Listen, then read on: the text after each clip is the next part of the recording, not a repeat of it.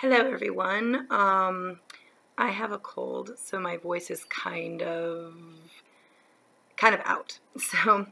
But I have really exciting news. I'm going to be getting a surgery in about a week on my back, a discectomy. Kind of nervous about that, but kind of excited too. In a previous video, I had said that I was going to interview to join a Gardnerian coven. And I did that interview, and it actually wasn't what I was expecting. Basically, she was trying to see if it's something that I would actually be interested in, rather than like, her asking questions, what would I have to offer the group or whatever. And I guess that's kind of hard to determine, because, I still am relatively new. Basically, her first question was, do you have any questions about this? I kind of wanted to know the process of getting to the point of initiation. Firsthand, she kind of went talking about, how British traditional kind of differs from your more non-traditional practice. And, she had specific opinions about certain things. And we were on the same page, which was great. The more we were talking, the more it was like, coming to terms with like, yes, this is exactly what I'm looking for. So she busted out the syllabus. I'm not going to say like the specifics, but I will kind of say like generally what is involved. First, there's a schedule, through the year. There's going to be specific circles. I'm not exactly sure who's supposed to be attending. She said that there's 4 people, including me, that are interested in joining. I don't know if it's just those 4 people, if there are other actually initiated members in the group who would join us. But, it's a specific circle. It's not the open circle. But she said, I want to see you twice a month. So, you had those circles, and they coincide with the Sabbath and the full moons and stuff like that. There's other options, ways of, seeing her. I mean, there are the open circles, there are discussion groups, there are drum circles, there are workshops. She does offer classes. Yeah, actually, one thing I was really concerned about was that I would go and she would be like, okay, initiation is, it costs such and such money. And, that would be heartbreaking because even if it was affordable, it just doesn't sound right. I understand that being a part of the group would require, my financial input or, just something to help because, I know sometimes groups, they need help with like, if we're going on like field trips. Or, need help for cost for renting space, for supplies and things like that. I get that. But what I was worried about is like, having price for admission. I was worried about that. But that wasn't the case. And actually, this woman is just, I don't know her through and through, but on, like face level, I feel like she is someone that I could definitely trust because she's an incredibly accomplished woman. She's been in Wicca for 40 years. She has her own metaphysical shop. I don't know how long she's been running her coven. I think it's about 20 years. One thing that I love is that she is involved in the community. And I'm not talking the pagan community. I mean her community. Like the people around her. She gets involved in celebrations and things like that. She's just so dedicated to just general celebration and just like general worship and things like that. And that is something that makes me feel like she's a person I can trust. She's a person that would lead me into the place I want to be on my spiritual path. So, I'm really impressed with her as a part of like the path to joining this group. I have to master certain things. And she said, I offer classes on these things, but you don't have to attend. You can, learn these things any way you want. Go to outside classes, teach yourself. You just have to be able to do it, and you have to be able to prove yourself. So that was another great thing. She's saying, I'm offering help, but you do not have to get it through me. I mean, she's better than those goddamn professors who force you to buy their book, you know, for class. You know, I have to make certain items. Well, actually, I don't have to make certain items. It's best if I make them, you know, because you're putting your heart and soul into it. And, you know, occult things can be really expensive, and I don't have a lot of money. And, you know, I'm an artist, so I really should be making these things. Oh yeah, there's one thing. I have to come up with a magical name. You know, I've never wanted to do that because I have this kind of concern. I think one of the pitfalls of being involved in like occult stuff and sometimes like pagan stuff is that there sometimes is this habit to kind of escape from your ordinary life and, you know, become someone different. Become someone who has control over your entire environment and you're really powerful and things like that. And sometimes that can come with a different name. So you have a different name and you imply a different personality. I'm not saying that happens all the time, but it's something that, you know, I just avoided magical names. And it's not like I suspected that would happen with me or anything, but I just didn't see the purpose of it. But of course, it's a traditional thing, so I have to think up of a magical name. And I've been, you know, thinking about a lot of things. I wanted to do something that's related to water because, you know, like my entire life, I had that strong connection to that element, even, you know, when I didn't have concepts of what elements were and connecting to elements. So I feel like that's something that is very strong in me. And I wanted to use an English word. I might not use an English word. I don't know. You know, I kind of want to try the whole spiritual guidance thing because I'm kind of racking my brain and, you know, there's a lot of different ideas floating around in my head, and I'm going to try and do different, you know, spiritual type things. Like, you know, I got a scrying mirror that I made, and what is so hilarious, I used to do drugs. And I did mephedrone. I did a lot of mephedrone, which is the desired ingredient in bath salts. The thing is it kind of fucked up my brain a little bit. For a couple of years, I would mildly hallucinate after, you know, kind of getting like a little binge on it, I guess. I never got addicted or anything, but it really messed up my brain and I would mildly hallucinate. And that still kind of happens from time to time. But I can't see anything in that mirror. And it just kind of cracks me up. Because, like, you know, I mildly hallucinate when it's not pertinent. But, you know, I'm trying to hallucinate in this mirror and nothing's happening. So I'm going to try and work with that more. But yeah, the whole magical name thing. I'm actually probably, maybe, I don't know, not going to share it with people outside the coven. You know, of course, this is all if I get initiated.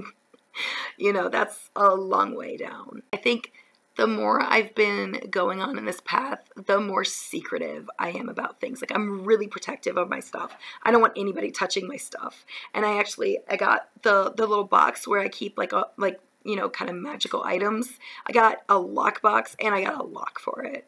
So I'm like really protective of my things. And I'm really secretive about stuff. It's weird. I'm like way more compelled to be secretive about stuff. So I don't know if I'll share the magical name or not. There is some required reading. I have read 2 of the books on this list, and actually one of them that I've read, it's a part of advanced reading, and she says, you know, don't read these until you've read these other materials. Okay, well, it's too late. You know, I'm not terribly excited about this reading list because the majority of them are novels. And I understand the importance of these. I mean, a lot of them are written by the, you know, the Gardnerian Wicca bigwigs, you know. So, like, I don't like reading novels. But, you know, I'm going to sit down with my highlighter, go through the book, and pick out, you know, the things that I see are relevant in what I do know about Wicca, or what could possibly be relevant, I guess. And then, this is what I'm really excited about, research. You know, there's things that I have to look up, and there's tons of things I have to write down. There's things that I have to look up, like information I have to write papers on. I have to write like kind of artistic, poetic things. I have to do exercises and then write about my experience with those exercises. This is so cool. I'm really excited about this. It's kind of like being in school again. You know, I have a syllabus. I have a syllabus again. And, you know, I'm just so excited about it. And she said, you know, with these things, you could accomplish in a few months, but, you know, why would you? And I totally get that. My goal is to do it in a year, I guess, but I am absolutely not adverse to push it further. I'm thinking that maybe possibly 2 years. I don't know. I don't want to go too fast. But a year sounds pretty good, I guess, because, you know, that'll accomplish, you know, all the circles. And then, you know, I don't know if this would happen, but it'd be great to be initiated on milk. That's actually when I did my self-dedication, and that's coming up. So I will kind of officiate myself, I guess, as being Wiccan for just a couple of years. Why am I trying to join a coven? It doesn't make sense to me, because I'm really a lone wolf type. I don't really enjoy working with people. Like, I like people. I enjoy spending small amounts of time with people. I have like 0 friends. I know that sounds really weird, but I just have no friends. And I have a really weird feeling about people. The only people I truly value are family. But I do know you get to a certain point where there's people in your life where you feel like they're family.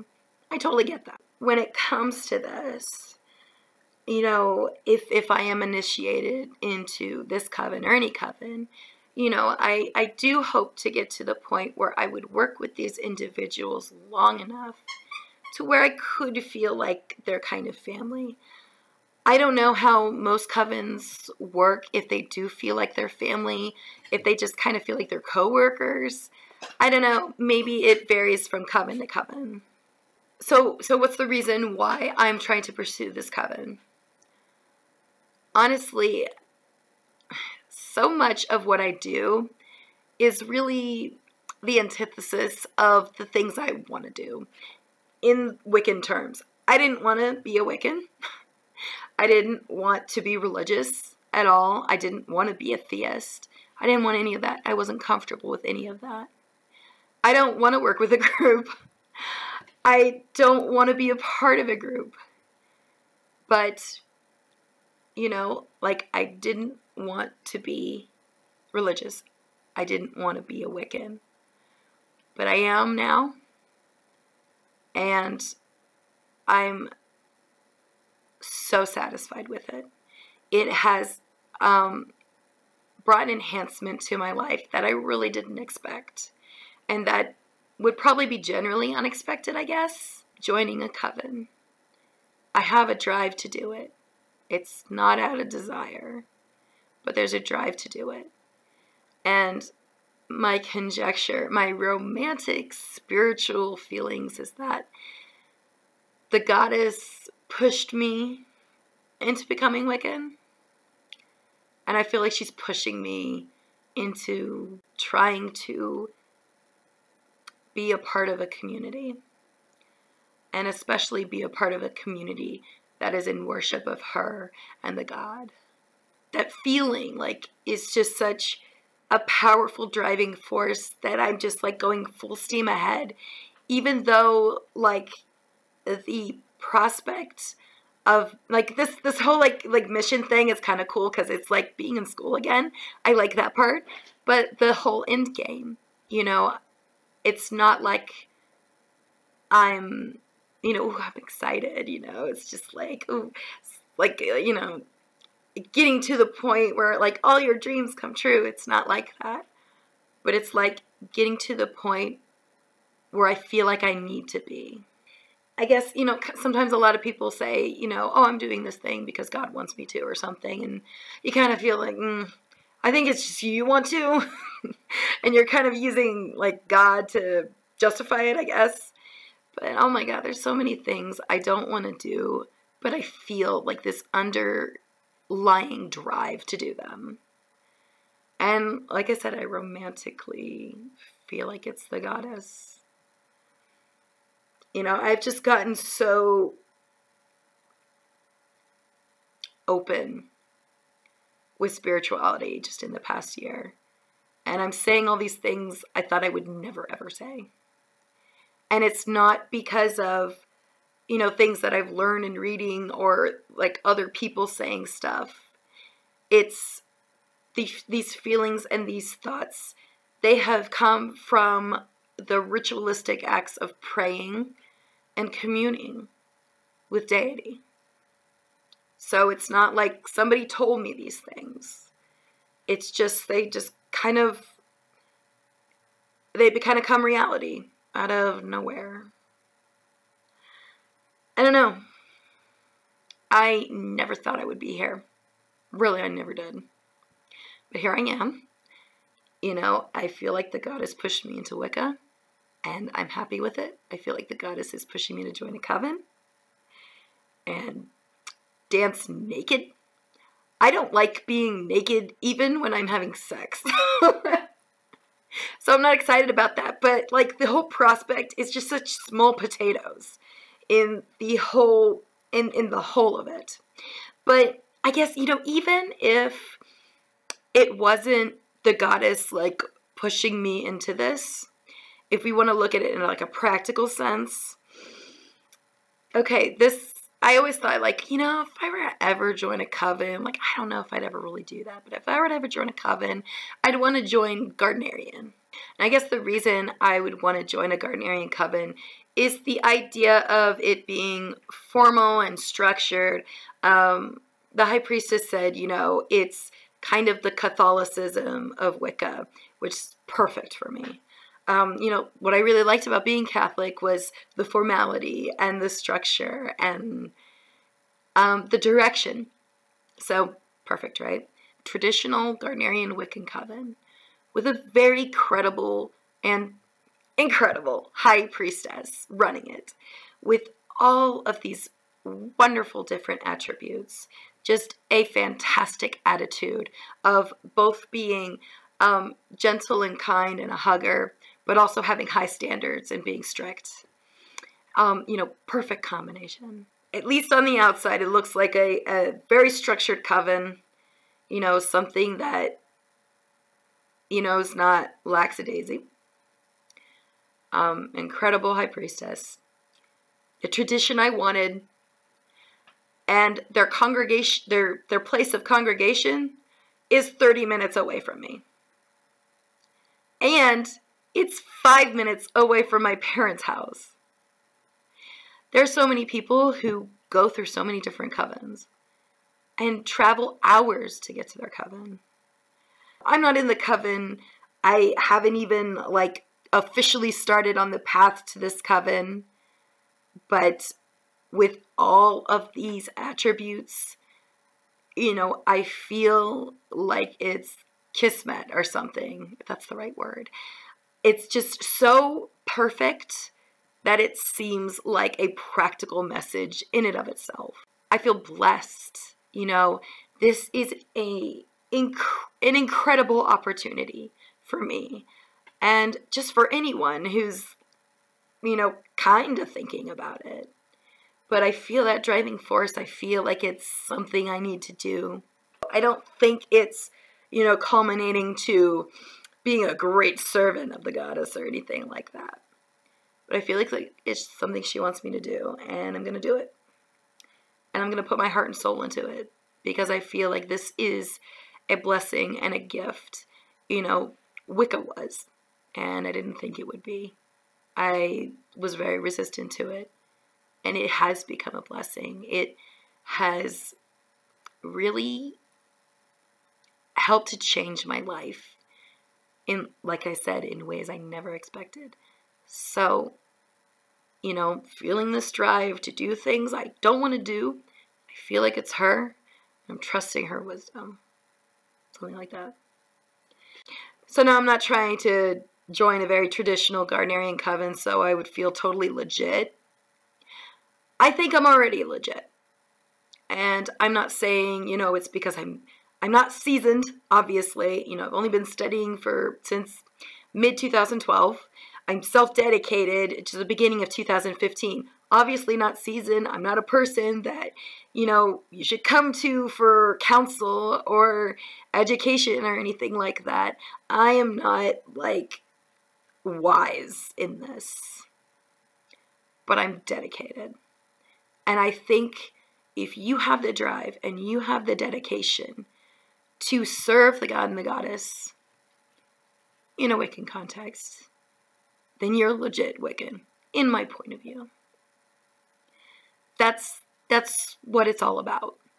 If you don't have any interest, whether you're initiated into a traditional coven or not, if you don't consistently be dedicated, be consistent with your rituals, be consistent with your service of the god and the goddess, in my point of view, that makes you non-legitimate. So I don't think it's about the labels. I don't think it's about the accomplishments even. It's where your heart is and where your drive is and where your position is with the god and the goddess.